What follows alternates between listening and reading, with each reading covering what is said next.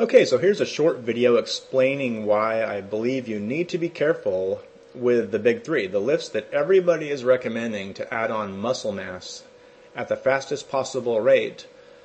I say you need to be cautious with them, and I'm going to show you some visual examples and some photos of what I mean by that. So let's start with photo number one here. Okay, here's an example of a guy who is extremely muscular. He's a big guy. You can tell that he's probably extremely strong in the gym, impressive at bench pressing, and probably can deadlift a ton and squat a bunch too. Unfortunately, if you look at his lower body, there's a curvy look to it. The obliques are, he has a thick waist from doing the deadlifts and squatting and stuff like that, because it requires a decent amount of muscle to stabilize your upper body when you're doing extremely heavy lifting like that.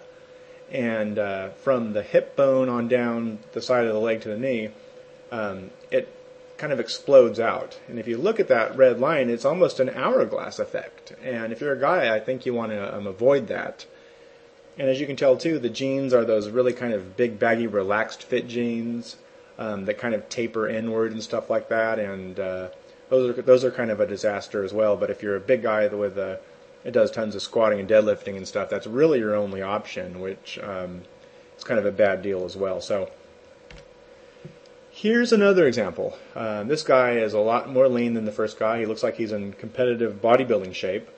And his physique, it's impressive. I mean, it took a number of years, I'm sure, to get to this level of conditioning, and he has extremely low body fat levels here, and he's dieted down, and again, impressive, but not necessarily the look that you're after if you just want a pleasing physique. So, and as you can see in this picture, his legs kind of have that sweeping, curvy effect to them. And bodybuilding magazines and fitness magazines and forums, they even talk about how to build the sweep to the thighs, to make the thighs really jut out. And my opinion is you should avoid that, and you don't want to have massive legs like this. If you were to draw a line from the outside of his quad, and right above his knee, straight up, it's almost as wide as his shoulders. And I would recommend to avoid that sort of look. So let me show you a couple pictures of a better, more angular look, and what I mean by not curvy. So here we go. Okay, here's a guy that's slim and muscular and has more of a clean look to it. See, it's more of an angular look. Like if you go from the armpit down to the hip, it's more of a straight line. It doesn't curve in and explode out.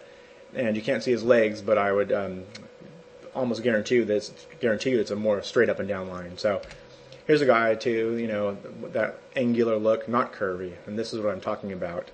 And again, when we were talking about the first guy who was wearing those big jeans and stuff, the problem with over-reliance on squats and deadlifts in particular is it's near impossible to look cool in a suit. I ran a men's suit store for a number of years, and it was guys that came in that were that big, in the lower body especially.